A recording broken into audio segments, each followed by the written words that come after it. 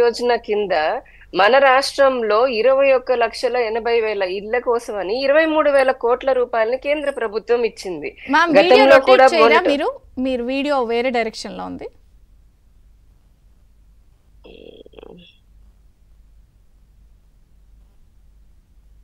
ఇప్పుడు ఓకేనా అండి? Yeah okay, please continue. Yeah, so అటువంటి 23,000 కోట్ల రూపాయలని ఇస్తే అవి ప్రజలకు అందనీయకుండా దాంట్లో కూడా వేల కోట్ల రూపాయలని స్కామ్ చేసి ఎంతో మంది మరి ఉసురు పోసుకుంటుంది ఈ వైసీపీ ఎంతో ముందు ఉన్నటువంటి ప్రభుత్వం అనుకోండి.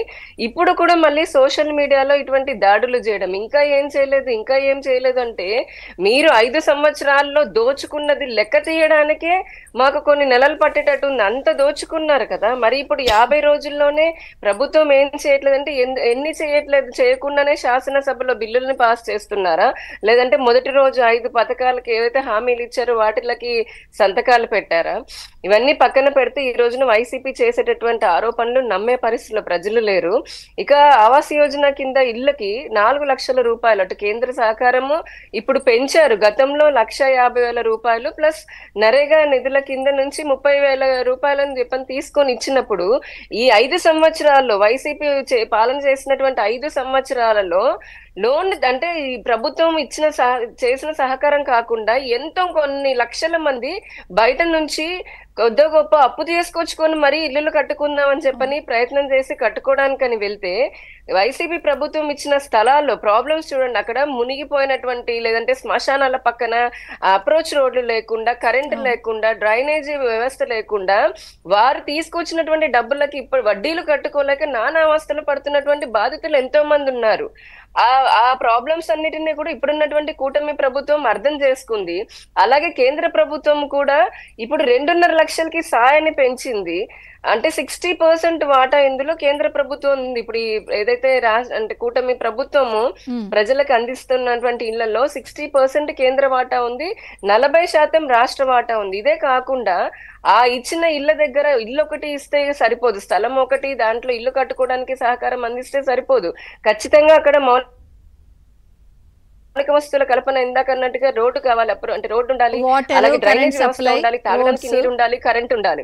దానికోసం కూడా కేంద్ర ప్రభుత్వము ఇప్పటికీ రాష్ట్రంలో 1,00,000 లోపు ఉన్నటువంటి జనాభా కలిగిన పట్టణాలకి సంబంధించి, అలాగే 1,00,000కి పైబడిన జనాభా కలిగిన పట్టణాల కోసమని జల్ జీవన్ మిషన్ అనుకోండి, లేకపోతే గనక ఇంకా చాలా పథకాల ద్వారా తాగునీటి సహకారాన్ని అంటే తాగునీటిని అందిస్తోంది. ఈ కాలనీలో కూడా జల్ జీవన్ మిషన్, అమృత్ పథకం, ఇట్లా రకరకాల పథకాల ద్వారా వారందరికీ కూడా మంచినీటి సౌకర్యాన్ని కలిగించడం ఒకటి. అలాగే ప్రధానమంత్రి సూర్యఘర్ అని చెప్పని 1 కోటి మందికి ఇళ్ల పైన అంటే 300 యూనిట్ల వరకు ఉచిత కరెంటు, వారి ఇంటి పైన సోలార్ ప్యానల్స్ పెట్టుకోవడం అనేది ఈ అర్హత ఉన్నటువంటి ఈ లబ్ధిదారులకు కూడా ఆ పథకాన్ని అనుసంధానం చేసుకుని, అలాగే ఇతర పథకాలతో కేంద్ర ప్రభుత్వ పథకాలతో అనుసంధానం చేసుకొని వారికి కావాల్సినటువంటి కరెంటుని, అలాగే రోడ్లకు సంబంధించి ఇప్పుడు ప్రధానమంత్రి గ్రామీణ సడక్ యోజన ద్వారా కూడా మన రాష్ట్రంలోనే 6,000 కిలోమీటర్ల పైగా మన రోడ్లను వేయడం జరిగింది కేంద్ర ప్రభుత్వం. ఇప్పుడు కూడా మళ్ళీ మౌలిక వసతులకి కల్పనకి పెద్ద స్టేట్ అండ్ సెంటర్ కాంబినేషన్ లో మీరు పర్ఫెక్ట్ ప్రణాళికతో వెళ్తున్నా ఇది చేయలేరు, దీనికి చాలా ఖర్చు అవుతుంది, ఎక్కడి నుంచి చేస్తారని రాంగ్ ప్రొజెక్షన్ ఇస్తున్నారు బయట.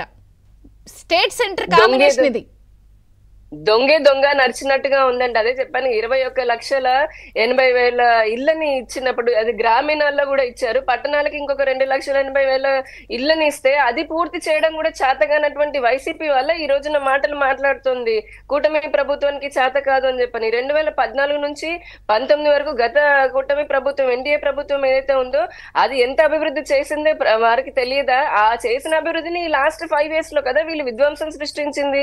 అయినా వేల కొలది ఒక్కొక్క నాయకుడు, వైసీపీ ఒక్క నాయకుడు వేల కొలది ఎకరాలని కబ్జా చేసి, అట్లనే ఇప్పుడు ఈ ఇళ్లకి సంబంధించి కూడా చూడండి మీరు, ఇవి ఎవరైతే అర్హులైతే ఉన్నారో లబ్ధిదారులు, అసలైనటువంటి అర్హత కలిగిన వారి దగ్గర కూడా బెదిరించి కూడా వైసీపీ నాయకులు అందులోంచి ప్రభుత్వం చేస్తున్న సాయం నుంచి కూడా డబ్బులు తీసుకుని ఆ రకంగా కూడా దోచుకున్నారు.